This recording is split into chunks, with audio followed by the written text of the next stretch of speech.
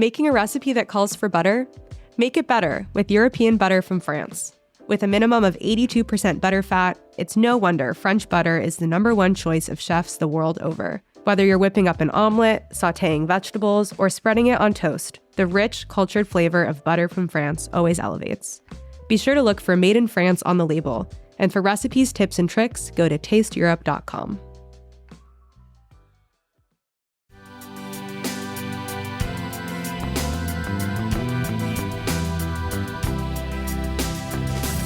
At the time, in the late aughts in Los Angeles, people did not care about food. It was not a cultural thing. It was not, like, most of my coworkers ate Chipotle, Subway, and, like, it was just basic.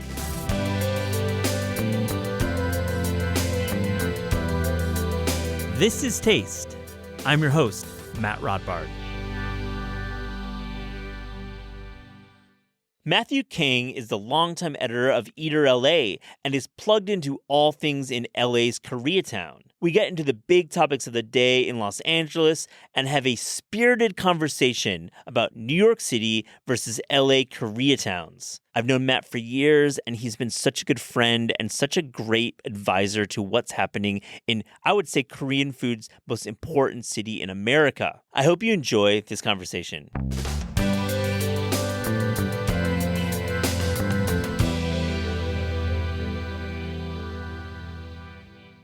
Matt Kang, welcome to This Is Taste. Long time coming, my friend. How are you?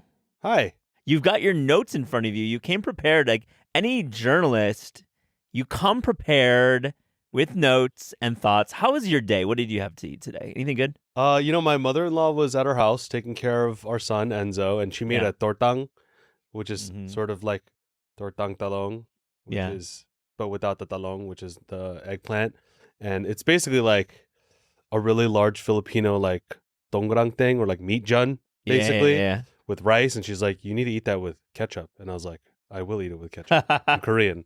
So I had a Filipino ground pork omelet with rice and some broccoli, which feels so healthy. That starts the day, like good protein, good balance. Yeah. I mean, a good home cooked Filipino meal, not going to complain. But yeah, on the way here, I was dreaming of all the things I would eat after this interview that's in Silver Lake, because there's a lot of Silver Lake Strip. We'll get into like LA. I mean, we'll get into so many topics. I mean, your career and what you represent. I mean, I've known you a dozen years, and I just wanted to start by getting a sense of, how did you come to Eater, and how did you get started writing about food? I'd like to get, for our audience, you've been running Eater LA a dozen years, is that right? No, I've been here officially for almost 10 years. In May, it'll be 10 years as the editor, and before that, I was a contributor and like an associate editor. Wow, well, a decade is like 40 in media, so. I can't even believe that it's been this long. I'm amazed. I started out just interested in food, interested in writing about food. I studied finance in school and went to business school, and I was in banking. I wore a suit and tie every day and worked in Beverly Hills, and we had all these celebrity clientele, and I was bored out of my mind. Right. It's like your whole life, your parents tell you should do this, like it's good for your career and it's stable or whatever. And I hated every moment of it, being in a cubicle, just crunching numbers, writing bland reports. It was like TPS reports, from Office Space. I was like, this is the dumbest thing ever, and I find no fulfillment in it. But I was making a little bit of money, and I wanted to spend the money that a 22-year-old makes, I'm not thinking about retirement and smart investing. I just want to blow all my money on eating at restaurants that I couldn't afford before, And being in LA, like, there's all these restaurants you hear about, like Spago and, Angelini Osteria and all these great places that I never had the money for. So I went out to eat at all these places. And a lot of times I was just trying to find community, people that would go with me or help me eat. And it was hard. Like at the time in the late aughts in Los Angeles, people did not care about food. It was not a cultural thing. It was not like most of my coworkers ate Chipotle, Subway. And like it was just basic. It's such an interesting statement, because I think I first started coming to LA for work around 07, 06. And, I've been writing about food since about then, 15 years. And like, you're so right. Obviously, I mean, the town was run by celebrity culture, a handful of celebrity chefs. And I don't think the city was being recognized, at least from the national media, for the diversity of the people here and all the restaurants and all the localities. People were like eating at fast food, right? And we're not understanding that you can go to North Hollywood and have some great Thai food or go out to the SGV. For sure. I mean, I grew up in LA, so obviously I knew about Korean food and ate at a lot of Korean restaurants, but it never occurred to me that LA could have great restaurants. Like, you know, just sort of the stuff that national media covers or whatever. But at the time, I was just like, I want to just eat at as many restaurants and just be a fly on the wall, go sit at the bar, talk to bartenders, talk to servers, and just be an enthusiast. Love that. You know, and I think that's kind of like a big process of getting into food is, you know, you want to be an expert right away. You want to be known. You want to be an influencer. But like, I didn't have those aspirations. I just wanted to like pursue this passionately, and I saw it as a hobby. Yeah. And then, you know, after a couple of years, I was like, I want to start a food blog because that was like a thing people did. And I always thought of myself as a pretty competent writer. Yeah. And I read a lot of the great, you know, food writing works by other authors. And I was like, you know what? I want to try this. And I wanted to start flexing that muscle of blogging. And it was stupid. I was probably a terrible writer. And like on my blog, like Matatouille, baby. My blog, it's called Matatouille. We gotta stop here and pause and say it's called Matatouille. Like you can't get away from that one. I mean, it's great. It was a great blog name, and you know, it was fun to go around and meet other bloggers in LA and just be part of that culture. Yeah. Like Food GPS. Oh yeah. Like who were the guys? Like Food GPS. Like Eater obviously was there too, but like what else? Well, I mean, even like Kathy Chaplin with Gastronomy Blog. I mean, totally. I work with her now at Eater, and there's so many. The list goes on, and I don't need to name them all. But Zach Brooks. Yeah. But food blogging was kind of how I got into it. And with Eater, it was like I would throw stories or like tips to Kat Odell, the editor at the time, who was amazing. I loved Eater. Like I found Eater because in my banking job, I had to read Curbed all the time. And that was about real estate development and all that stuff. And so then they would all occasionally link to Eater. And I'm like, this is great. This is like no other food publication I'd ever seen.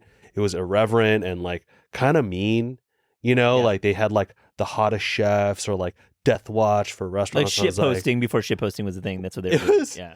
I mean, I don't know about shit posting, but it was mean, you know? And I think, not that I like the meanness, but I like the honesty. It felt like it was just so real and instant, and it was a drug because they updated it like 10 times a day. Yeah. And like old school reverse cron style blogging. Oh my God. You know, like quick links, you know, just like a blurb. And it was like the kind of content that I was so addicted to because it was like that. It was meant to feed me and inform me and get me interested. And so, yeah, I love just falling into it. I got lucky, you know. Kat was like, hey, do you want to start writing? We'll pay you. I don't even want to say the amount. It was this tiny amount of money to write an article. And I was thrilled because that byline was just enough for me. Like I was like, this is fun. Yeah, you were a fan of the publication. You got some editing, I'm sure. You like maybe tightened up your chops a little bit.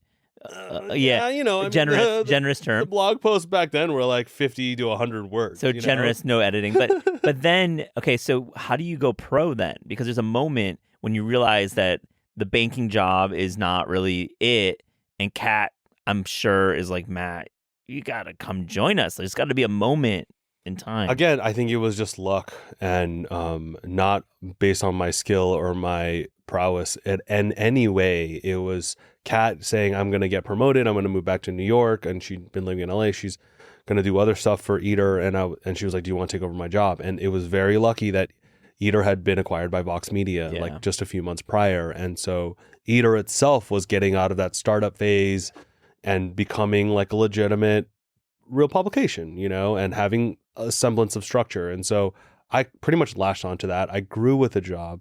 I feel like I'm still learning and I'm still trying to like get a handle of how to do this job. Even a decade later, you still feel like you're evolving it. I mean, I was looking back at your guest list and you actually you'd never interviewed a city editor for Eater, I don't think. I mean, at least prior to the pandemic, or up to the pandemic, you hadn't, you know, speaking with Bill Addison and Ryan Sutton and Emma, who's amazing. All these people are amazing. James.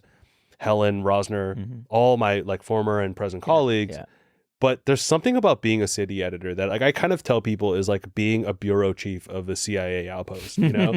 Like you're Great. kind of you are in a different part of the company and and you're very local and you're very focused on what is immediately around you. And you have to be extremely, you know, you're an intelligence officer in a way, right? Because you have to find the tips, you got to know the things, you got to be on top of it, you got to manage a small team. You're also a diplomat. You're also a diplomat. Because there's a lot of people. There's a national office that has stakes in LA. You've got your local writers and your local community, and you want to make sure you cover the city fairly, and that you're doing a good job and being objective. But that's a lot of people like that definition of objectivity can be sliding at times. It's a lot. There's a lot to wrestle with because, you know, you're doing the opposite of what a lot of other people in the media do. They're thinking national, what's relevant, you know, what's the best new restaurant in America, blah, blah, blah. And I just don't care about that stuff. I'm only thinking about Los Angeles, what a local audience cares about. And it's frankly something that is kind of dying out, right? Yeah. I mean, You're right. The LA Times and their food section, which is historic, but it's gone through ups and downs and just had layoffs recently. You know, local food coverage is its own beast. Yeah. And it's been great to kind of navigate through it. And I really appreciate like where Eater LA, how far it's come. Well, I appreciate you, Matt, and I have to give you a lot of credit for being really consistent in the way that you cover the city, which is tenacious, which is, you know, without any apologies. And I think you obviously haven't made friends with everyone you write about, and that's definitely okay. But I also like what you've done, which is like you've elevated communities like Mexican-American communities, Korean, Thai. You've written stories about SGV. You've written stories about Napa. You've gone up there. You've written stories about, you know, Black community.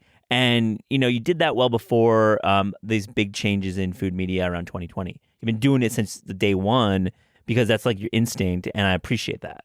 Yeah. I mean, I remember when 2020 and George Floyd and the sort of backlash against food media that was so, you know, white and hegemonic and very like it was about power. And as a Korean American, as somebody who grew up in LA, who, you know, frankly didn't know shit about West Hollywood or Beverly Hills or these big, you know, kind of glossy places of LA, and instead, you know, being in and spending time in communities that most transplants have never heard of and covering those places and eating at these restaurants. It was always my inclination to be like, you know, these places are just more interesting. Yeah, agreed. You know? I'm the same way. Yeah. And, you know, communities, these communities in LA, and this is true of a lot of big cities in America, they're not cooking for a general population. The Koreans in LA, they don't care about the non-Koreans that come in. They want to impress and be, you know, serve Korean diners first. And then, of course, if anybody comes in and they want to try the food, then they just follow. You just buy into that. Yeah. And I think that's true of a lot of different international and ethnic communities in Southern California. So let me ask you about Glendale, growing up there, not too far from the traditional Koreatown, but not Koreatown. Let me ask you, what was Korean food like in your household growing up? And I frame this around, you know, Koreaworld, the book that I'm putting out with Dookie. You're in the book, and Matt, you know, I got to give you so much credit for being such a wonderful friend and resource and collaborator, and we've shared many meals about Korea, you know, in Koreatown in LA, and you know more than anyone, and you gave Jonathan Gold a lot of information firsthand, and I'll give you credit for that too. But what was it like growing up for you? What was Korean food like for you? Yeah, it was interesting. My parents left Korea. They both left Korea at a young age, and they went to Brazil. And they were both raised in Brazil. They didn't know each other in Brazil. And then they met in the United States. So I feel like I kind of grew up with a weird, stunted Korean kind of American identity. Like, obviously, my parents were still Korean. They're still first generation Korean immigrants. But they were fluent in English. They were very much well-versed in American culture. My dad was like, he sounded like an American dude, which is very rare, you know, for an older Korean American gentleman. And like, we ate steak and like, you know, pasta. And like my dad loved cooking and made pasta and would watch Food Network. And like, PBS and just try to make, Ming Tsai, just whatever that he thought was creative and fun. We had a lot of Brazilian food growing up, a lot of Brazilian barbecue. And so it wasn't like a classic traditional Korean. Yeah. My mom, she wasn't the best cook growing up. She's a lot better now, now that she's a grandma and has a lot more time to cook. But like growing up, it was very simple stuff, bulgogi and kimchi and banchan that a lot of time they would get from, the markets, in K-Town. And that was kind of my formative experience with Korean food, was just simple home cooking. I didn't even eat that much of like my grandparents' food. And so my real education of Korean food was from Korean restaurants in Koreatown, going with my parents, going to get seolleongtang, going to get, gogi or jjigae, and like my parents going like, oh, this is kimchi jjigae, like this is why it tastes like this. Like really just telling you this is the way it should taste. Yeah, and Korean restaurants are amazing just as a concept because there's such a standard. Like you've eaten now Korean restaurants all over the world and all over the country, and there's something about Korean dishes where there's a certain minimum level of excellence 100. that they will often achieve, and some places will go beyond. And it's weird. There's not a lot of people will argue about it. Like if you have doenjangjjigae somewhere and it's well made, few people are going to be like, well, my mom's version is right. I mean, it might actually be better, but if it's the restaurant level of kimchi jjigae or doenjangjjigae or seolleongtang, then it's just damn good. Yeah, I fully agree. I mean, you're definitely at a baseline, and I think my read is like, if you're like some reason your doenjang is watery, or your banchan is like you're only offering 1 or 2 and not 8 or 9, you're out of business. Totally. You're out. I mean, I think the only place that really you see these places that are kind of not as high quality is like West Michigan. I wish I could say like my hometown has like truly the worst Korean restaurant in the world. And it's not I'm sorry to say, I think it's just because there's no other restaurant, literally. It's tough. With Korean food in particular, you get this synergy. The more Korean restaurants are there, the more competition. Great call. You got to be better. And that's why I think, I love the Korean food in Southern California. It's just grounded in tradition, and it's just the same, 50 grandmas that are all just competing. I love it. To make the best version of a dish. Let's get into the weeds. I want to just get I asked you this ahead of time. I mean, I know it's hard, but like maybe you have an answer. All-time favorite like traditional Korean dish. Man. Yeah, I have an easy answer for that. I love yukgaejang. Oh, bless you. What a great dish. Love that. It's such a explain it a little bit. I love yukgaejang. It's basically like a spicy Korean beef soup. Yep. It's so texturally interesting because you have like stringy brisket meat, and then you have like stringy fern break, like gosari. Oh, I love that part. I love that. You know what I mean? Totally. And then you have like stringy. It's just a stringy dish. It's weird. Like you have. A gnocchi. You'll throw some mushroom. I mean, sometimes there'll be like some like the vegetables will be stringy. It's so stringy. You're right. Yeah, it's like green onion strands, and then there's like you might like scramble an egg into it. And then you have vermicelli, which is chewy. And then it's all kind of like suspended in this very dank, like rich, spicy beef broth with like kind of like chili, almost like a gochugaru, like oil on the top. It's just very, I don't even know how to make the dish. It's funny. I actually have never tried to make it. Really? Huh. Because it's like, I'm not going to make a better version than the restaurant. With the restaurant, I mean, in Koreatown, we have a yukgaejang recipe, and it's like heavy on the gochugaru. I mean, I would have to look at that recipe and like, I don't think it'll be better because I'm sure the restaurant, they have their broth nailed down, and it's just a process. Is Yudae still your place?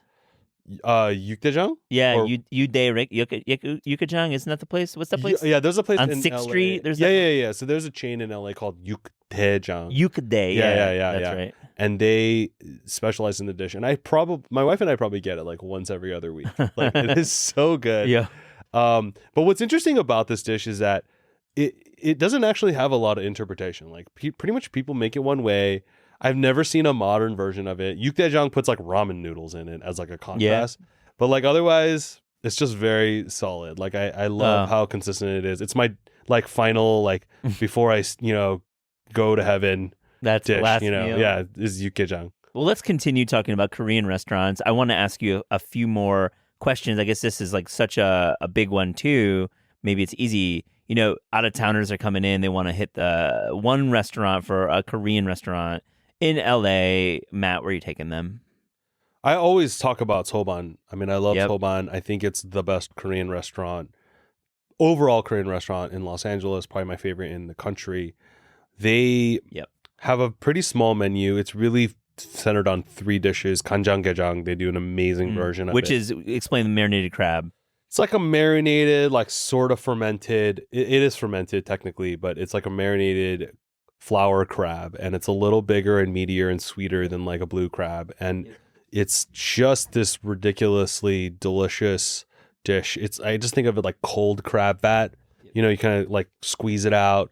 It's like just really complex. There's like all these spices and herbs and flavorings, like antler ear or antler horns. And I don't even know what's in it. Just all these things that gives it this very complex flavor. And then you like squeeze it out and you can suck it right out of the carapace, or like, spoon it gently over like warm rice. Always have the warm rice bowl. Oh, you man. spoon it. And then of the marinade, I mean, you can go orchard fruits too. You can get a little bit of like sweetness in there too at times. Oh, it's like it's a mysterious liquid, but it's mainly soy, right? So mainly soy sauce. Yeah, so it's got this kind of like soy, but then there's so much complexity in it. They do the best version of that dish anywhere, and they also do a very, very good version of kalbichim. Yeah, and they also do a phenomenal undaegojeorim, which is one of my favorite Korean dishes. It's a spicy braised black cod with like these big fat, tender radish slices. And man, like you just get those 3 things, and like they have their panchan. It starts at 12, and it will go to 16. I mean, it's the absurd. woman, the young woman running it, who took it over from her family, and I'm sure you know her name. She is like really, really focusing on panchan right now. Deborah and What's her her mother, Deborah Pack and her mother Jennifer. They purchased a restaurant after it was open, but they've just taken it to another level. Yeah. And they're like family friends now. They're really wonderful.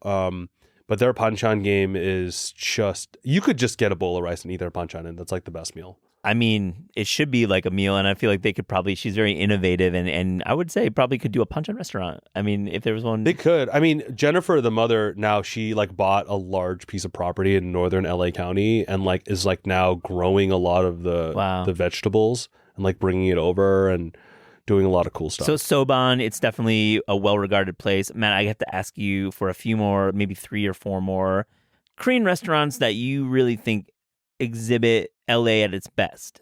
Totally. I mean, I just went last night again to what's that place? Seongbukdong. Yeah. Which is kind of like another old school grandma classic Korean food. They have fried fish and they have jjigae and they got kalbichim. Phenomenal. And they just doubled the size of their restaurant. I didn't even know that they had done that. So now I'm like, man, so you're clearly doing well, and I love Park's Barbecue for Korean barbecue. They do the best version, but there's so many good places. I just went to a new place called Origin, which is where Baekjung used to be. Oh, really? Did Baekjung pull out of LA? No. It just closed that location. Oh, the Chapman Plaza one? Yeah. Yeah. But they're going to reopen. So Baekjung will reopen in a different location. But that one, I just went this week, and it was like such a smart reworking of Korean barbecue, as it makes sense for Angelinos. Yeah. They have like tteokgalbi there, which is like a very strange, it's not a common preparation. It's just like this ginormous hamburger patty looking thing, but it's just, my son loved it. He was eating the crap out of it. There's a great tteokgalbi recipe in Koreaworld. Nice. It's a favorite of mine, and it's one of those dishes that you see everywhere in Seoul, but it's not as common in America. So like they're trying to make it a thing in LA. Yeah. I love that. But like, I really like the new school kind of crop of Korean restaurants, Yangban and Baru and Perilla. Yep. Are very cool in their own way. Extremely cool, all 3 of them. Yeah, absolutely. So I think, I mean, Korean food. It's. I'm always excited by it. I have to shout out. I'm surprised you didn't mention is Kobowo, the Bosan place. Yeah. I mean, Kobawu is definitely super reliable. I think I sent you there. You sent me there originally. I mean, back in like 12 or 13. Yeah. But I mean, I've been there maybe 4 or 5 times. They are phenomenal, and their posam is unparalleled. Nobody can touch it. It's the best.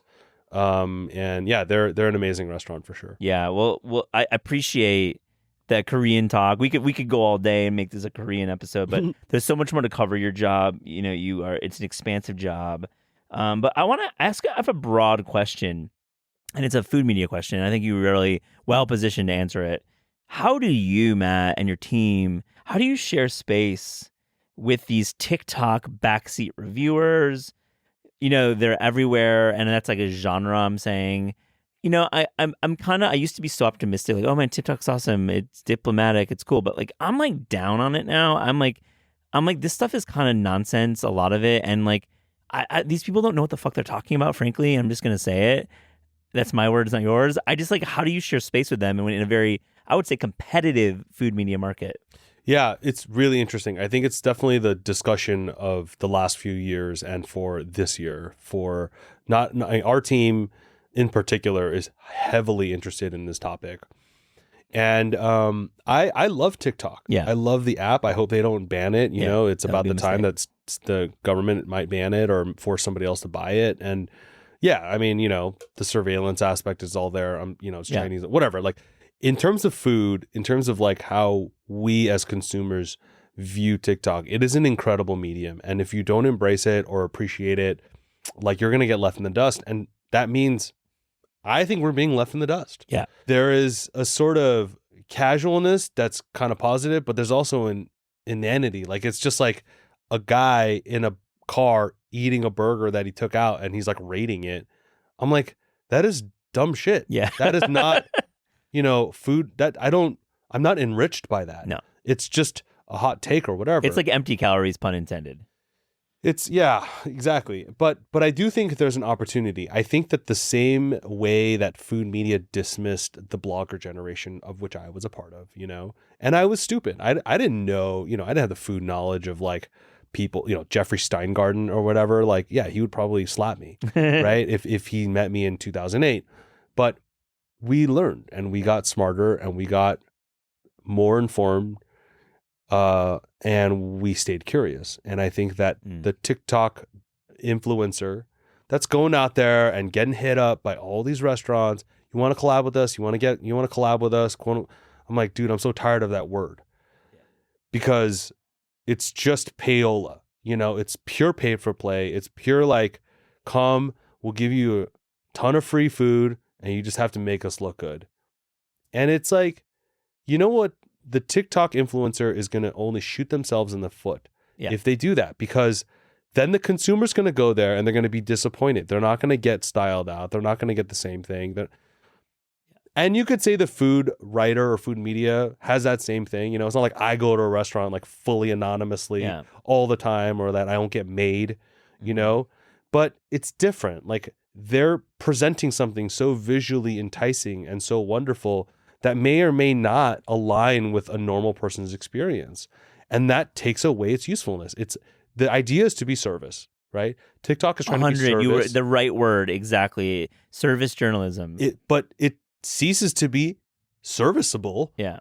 when it's just a one-off experience. Yeah, and it's like, and I'll just add, I think I fully agree with you, Matt, and I think it's really well said about switching in generations and not being the old guy pointing at yelling at the cloud and saying like, I don't like anything about TikTok. And to be clear, I love TikTok as a medium, and I hope it doesn't get banned as well. And I just think that these TikTok backseat reviewers are like trying to do it at scale, which is like weird. Like we need to go to like 8 places in a weekend and like get up all the vids, because obviously they're getting paid by the amount of streams. And so if they are doing X amount per month, they're going to get X amount revenue for their advertising collaboration. So I think that they don't think about it like as a one-on-one the way that food writers think. Like I'm thinking really heavily about this one story or this one review, and they're trying to scale it, and it's an unscalable piece of content.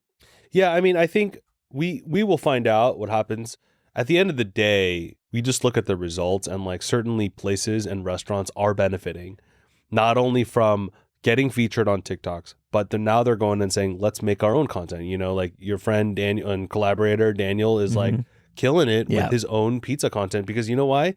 He makes dope ass pizza content. I want to watch him make pizzas and talk about what he cooks. And like, I've been telling that to a lot of restaurants who beg me for coverage or whatever. And I'm like, there's really no avenue, but hey, you are making cool stuff. Show people what you're doing. You don't need me anymore in that sense.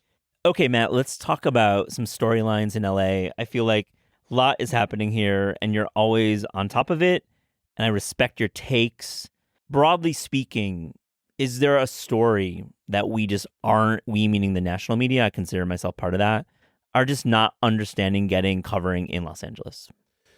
One thing we have visited time and again, and we need to probably look more into, is the sort of financial model of restaurants and how tenuous that is, and looking and trying to understand why there have been so many prominent closures, so many very rapid closures, places that open with huge fanfare and then come crumbling down. Like Best Bet restaurant was a place that had been in development for 3 years, and an ungodly amount of money was spent on it, and it closed after 6 months. Wow, that's insane. Why did it flame?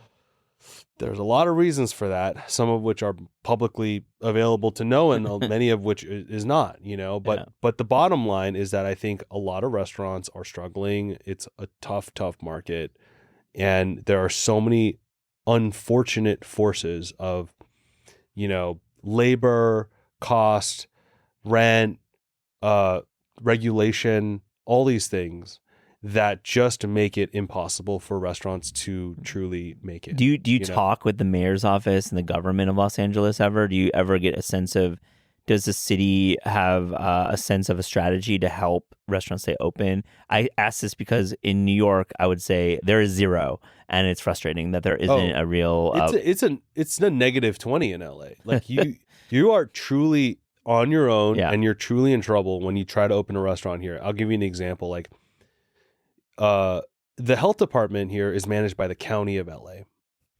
So you have one ginormous organization who's responsible for signing off on one thing. Then you have building and safety, and then you have the city in which you're opening: Santa Monica, Culver City, West Hollywood, Beverly Hills. Those are all independent cities. They're in the county of LA, and then you have the city of LA. It's such a bureaucratic nightmare. There's no streamlined way of doing it. And now there's a market of like expediters and people who will make it happen for you that are not cheap. Getting liquor licenses or getting all the permits, it's an absolute nightmare. So you're in the hole by hundreds of thousands or millions of dollars. Wow. And that actually it's like in economics, it's called inefficiencies, right? And so that gets passed on to the consumer, and then the consumer is now dealing with like, hey, why is my burger $40? Yeah. Well, it's like your burger's $40 because it has to capitalize the immense expense of just getting this dumb restaurant open, right? And also getting people paid. That's not dumb. Paying all the people well, paying all the cooks well, and taking care of everything. At the end of the day, we live in a capitalistic, consumeristic society, and we just look at the bottom line and the price, and we're like, what the hell? I can't afford this, right? So all these systemic problems of like basically how restaurants are really in trouble coming out of the pandemic, coming out of all that PPP and all that other support. The untold story right now is how many restaurants are gonna stay open and how many of them are gonna fail. Yeah. And it's a shocking number. I don't want to be alarmist because I think that some headlines have been very alarmist, but I'm no longer surprised when I see a restaurant closed. You also have a governor who is going to run for president in 4 years, and it seems like from the state level, there might be some incentive to boost up restaurants. I don't want to get into politics. I mean, Newsom is Newsom, and like there's that, and it's a complicated system. I think at the end of the day, there needs to be a cohesive way and a logical way for a restaurant operator to open in a place within a timely amount of time, get their gas working, get all their utilities on, everything, permits signed off within a reasonable amount of time, so that they're not just waiting there for months. Yeah, I bring up Newsom too, but I think it's going to be one of the bigger topics in 4 years, the labor market and how businesses like restaurants remain open with like just prices, inflation will still keep chugging away. I want to segue a little bit more and specifically ask about a chef that we are desperately sleeping on as a population in Los Angeles. I gotta just go to bat for my Korean brothers. So I mean, Daniel Son of Sushi Sonagi. I'm about to publish a feature on him later today, just an interview.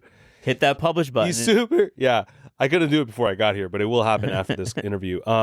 He's doing super cool Korean American influenced omakase. So cool. I mean, the guy trained at Noma. He trained at Ryugen, which is like, oh my God, that's insane. Right. Those two. He also trained in a very prominent Northern California, like one of the best omakase places in Northern California, San Mateo.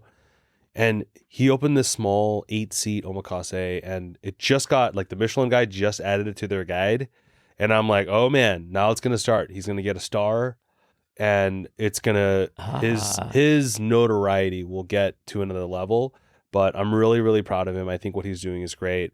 Another buddy is a guy, Brian Beck, whose family owns Kobabu. And he is like, he was like the prodigal son. He left LA and he went to work at 11 Madison Park and Brooklyn Fair, and he worked at Sushi Nose. And like, is that how you pronounce it? I don't even know. Naz. Sorry, Naz. Yeah, you redo Sushi it. Naz. You know, he worked at Sushi Naz, and like, he has a little plucky little pop up called Corridor 109. I know. You know, What a crazy name. I love it. Right, and it's like. It is, if he's well funded and has a good partner, I mean, he can be the next Kato. You know, he can be the next John Yao in LA. Yeah. Doing mostly Japanese, but like obviously sprinkled with Korean. And like, he's a hugely talented chef. So I think those guys are really Love those calls. What about overrated? I don't like that word. I know. As a concept. Thank you. I use Push it back. because I'm a hypocrite. But, you know, I would say let's just talk about an aspect of LA dining, which, you know, I would say any celebrity restaurant is just overrated. Like any place that you see, like Craig's, and I know like Jason just wrote about Craig's, and you know, like all these places that are popular celebrity, like, those are overrated. Like I'm tired of them. You know, there is a segment of the LA dining public whose palates are so immature. They are unchained from childhood. And it's freaking mac and cheese and like chicken tenders and it's just food that's childish, you know? And I went to Cipriani. I love Cipriani as an idea, as a place. It was very suave, very fancy, and the food was infantile. I could not believe how simple it was and so extraordinarily expensive. Can we say that this is the second time today that Cipriani has taken some strays? Oh, no. I mean, okay, but I will give Cipriani one nice word. Is their veal Milanese is delicious. All right. You're getting one right. So, Matt, you're out at restaurants and you know, you're giving your takes on like, is this good or is it bad? I love that.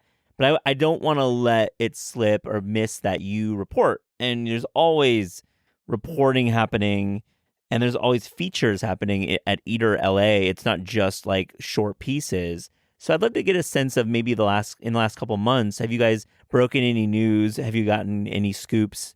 Are there any big reported pieces you want to shout out? I love reading LA.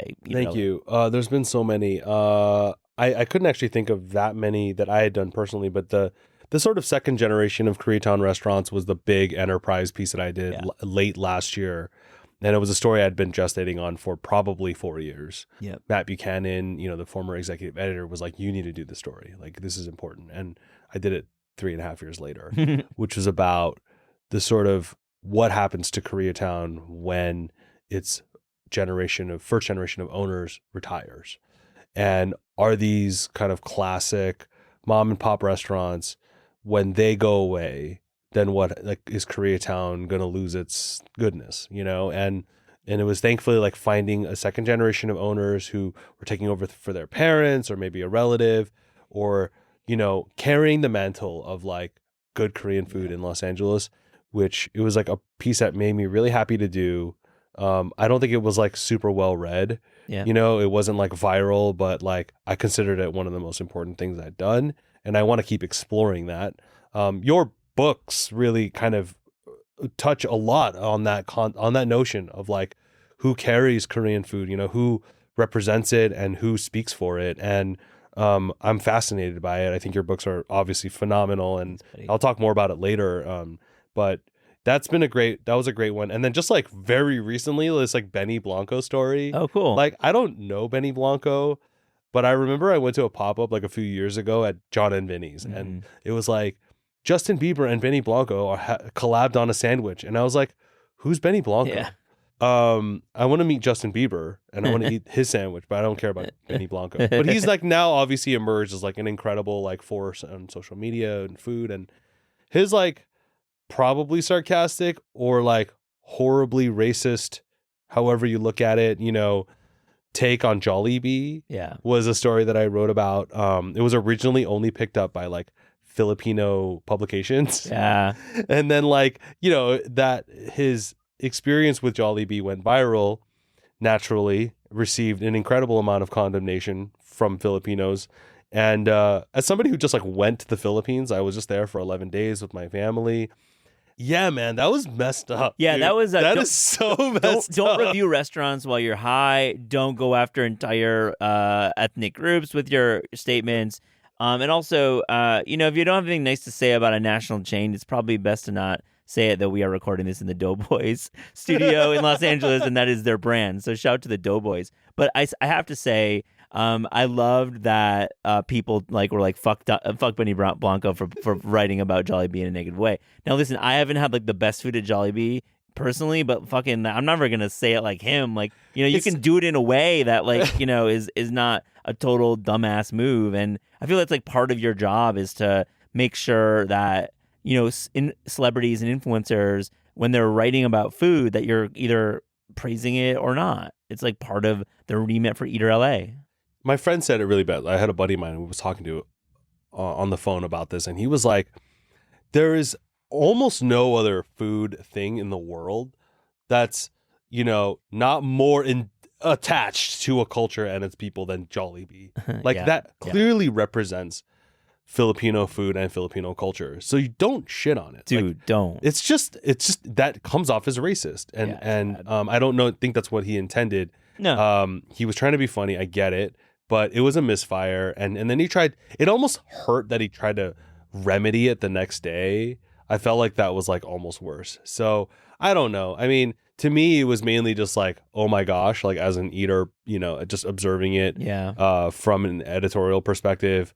I'm sure most people will forget about it. Yeah, everyone will whatever. Now, but it was a good lesson of like, hey man, like this is a food that a lot of people care about. Yeah. Don't shit on it if people care about it. Which is like back to the TikTok conversation. It just isn't oftentimes the best place to like review restaurants. There's like plenty of great things about TikTok and food, but when it comes to these like reviews, they're usually pretty problematic. Who's reading off a script? Totally. Who writes something, edits it. It's not like when you have something on television or like in whatever, that's even produced. Local news that's produced. No, man, like they're just going off the cuff. Not unlike this conversation, but hey, I at least wrote down my answers. So I can. I love it, Matt. You came to play. We got a few more questions. I love this. Is there a cuisine you're thinking is like having a bigger moment in LA right now? At least reported from the inside. It could be a community. Could be a cuisine from another country outside of America. Could be like hybridized cuisine. What do you think?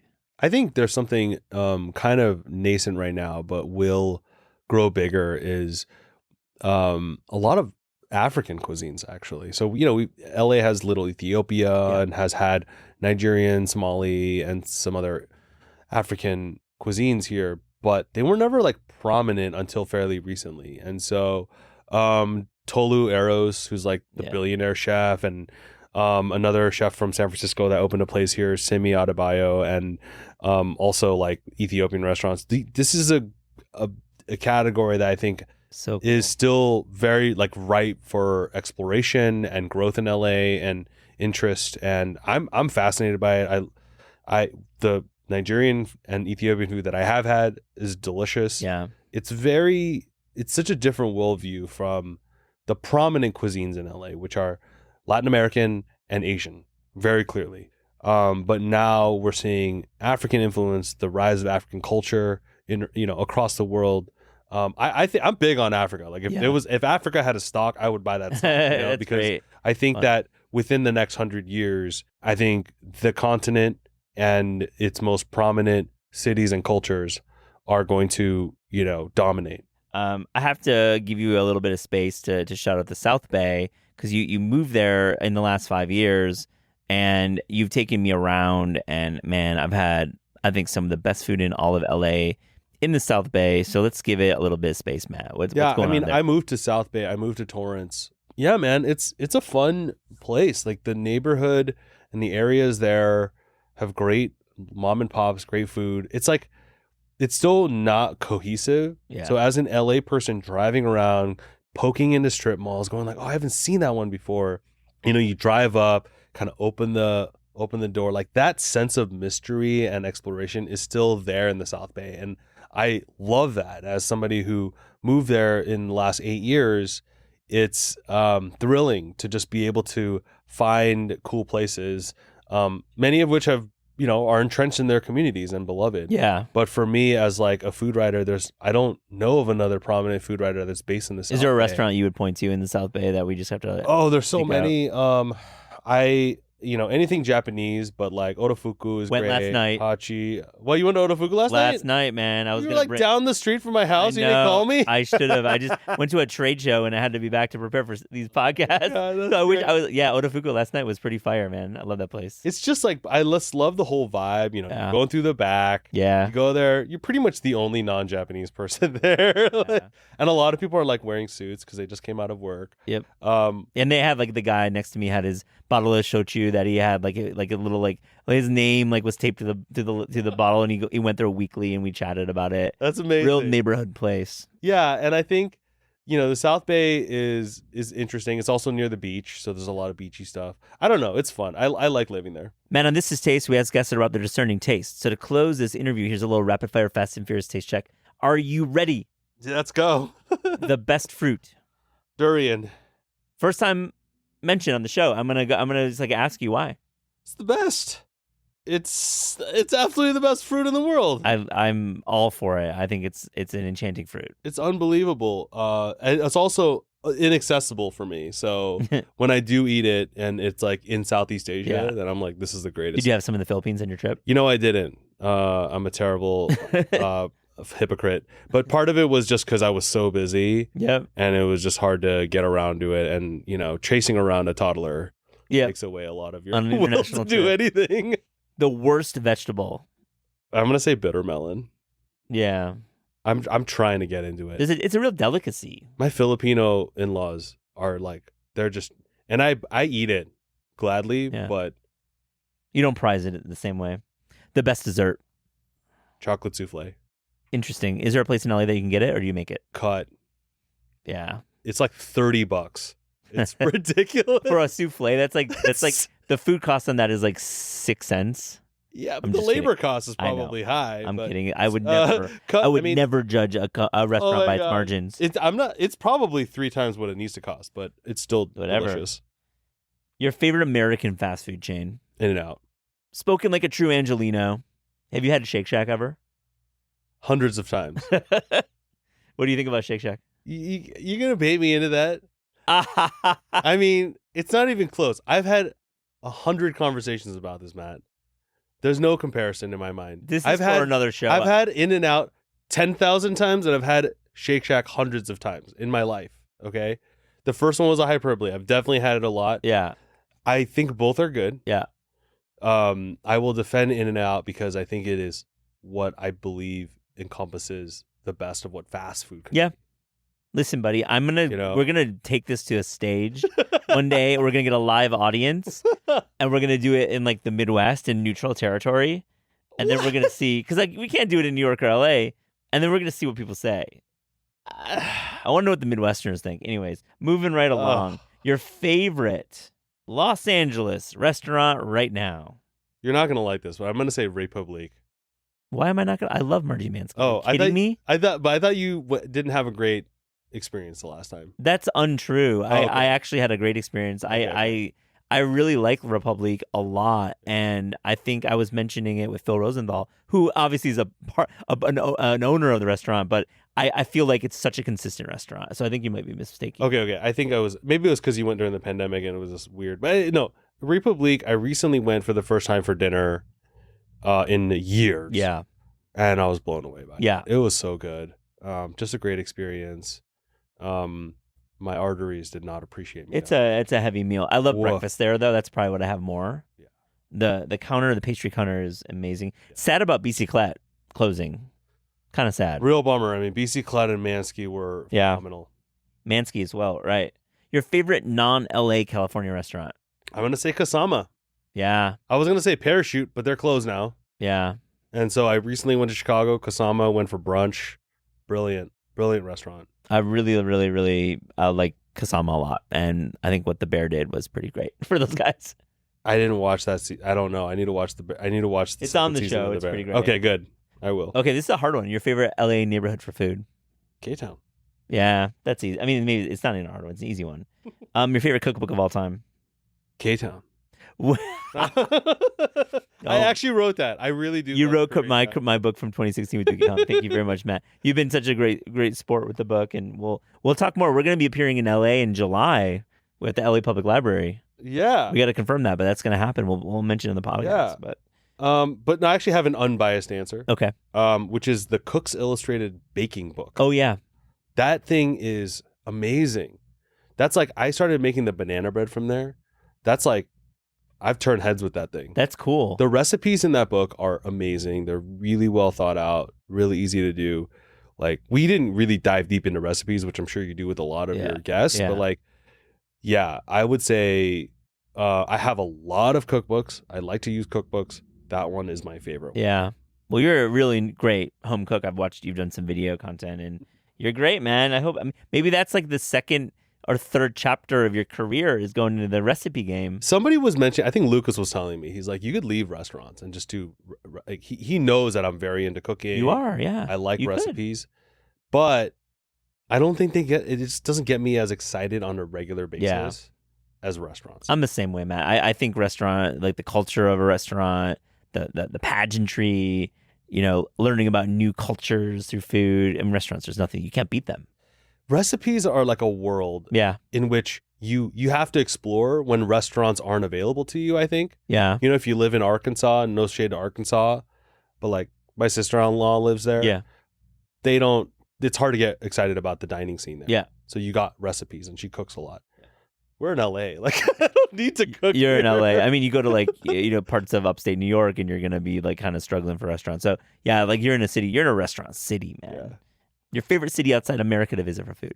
I'm going to say Bangkok. Such a good city. It's amazing. Your favorite sandwich? So Langer's pastrami, but not the number 19. The Langer's pastrami with cream cheese and tomato on rye. I love cream cheese sandwiches, so thank you. But I haven't been to Langer's in years, so this is... You have to try this sandwich. It is so sloppy and so horrific as a concept. But it's brilliant because I just love the richness from the cold cream cheese, and then you get like you have a big thick slice of tomato. It makes no sense. I've never seen it anywhere else. It sounds. I mean, I've never seen it either. I'm like my mind is kind of twisted right now. It's blown. It will. You won't eat the whole thing, but when you have the half of it, you're gonna be like, this is a phenomenal. I love creation. A half, and then half for later. Exactly. Matt Kang, thank you so much for joining This Is Taste. Thanks for having me.